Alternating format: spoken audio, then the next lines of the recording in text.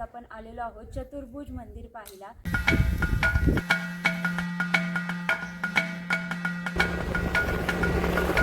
आपण आज चाललेलो आहोत ते म्हणजे पुण्याजवळ अगदी 15 किलोमीटर अंतरावरती डोंगरावर वसलेलं असं शंकराचं मंदिर पाहिला, जे की पुण्यापासून अगदी 15 किलोमीटर अंतरावरती आहे। बोबदेव घाट चढला की एक 5-6 किलोमीटर अंतर पुढे गेला की तुम्हाला पठारवाडीची कमान लागेल। पठारवाडी एक गाव आहे। या गावाच्या आतमध्ये गेल्यावरती एक 3 ते 4 किलोमीटर अंतरावरती पुढे तुम्हाला हे मंदिर भेटेल। तर जाताना तुम्ही निसर्गाचा आनंद सुद्धा इथे घेऊ शकता। आणि सध्याचा उन्हाळ्याच्या तडाख्यामुळे इथे काही झाडी झुडपी जास्त दिसणार नाही, पण पावसाळ्यात याचं मिनी स्वित्झर्लंड होतं।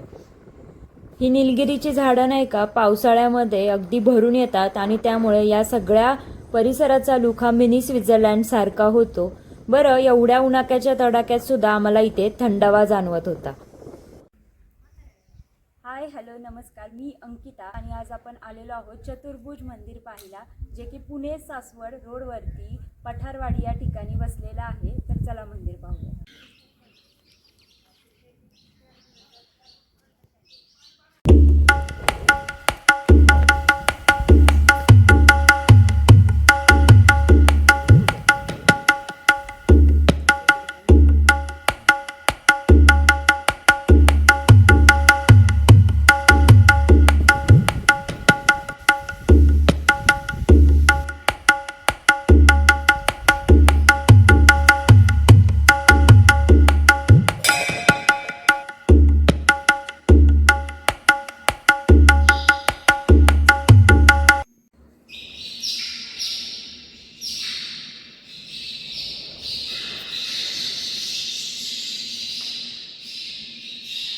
आपण सध्या जे मंदिर पाहतोय ते आहे चतुर्भुज मंदिर, जे की पठारवाडीवरती वसलेलं आहे।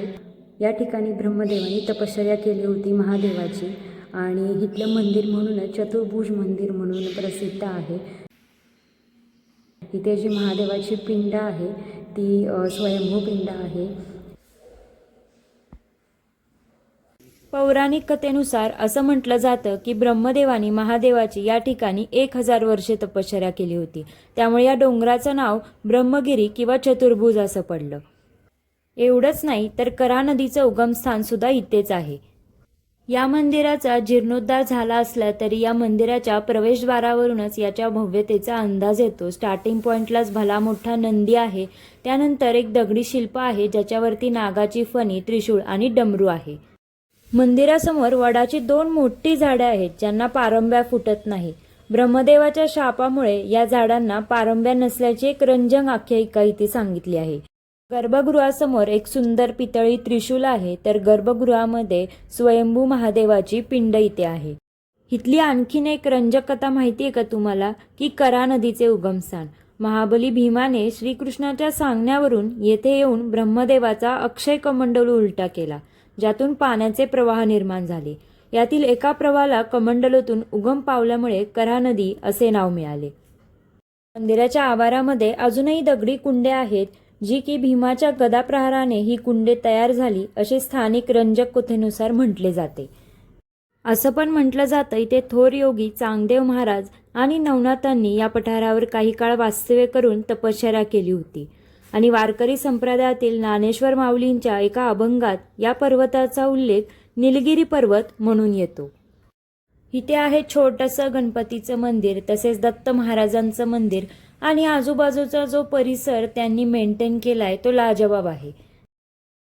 मंदिराचा जो परिसर आहे ना तो अत्यंत स्वच्छ आहे, आणि सगळीकडे यांनी चाफ्याची झाडे लावलेली आहेत।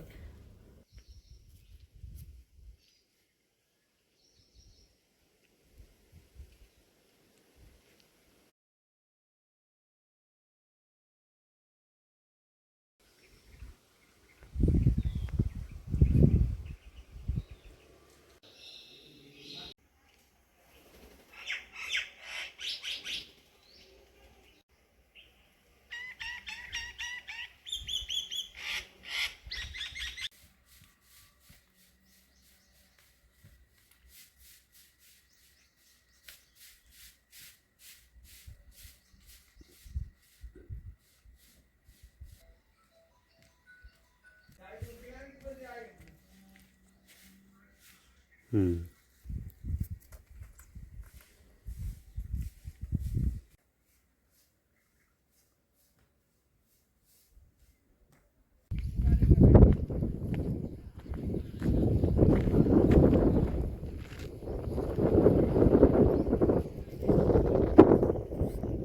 केवढा वाऱ्याचा आवाज आहे.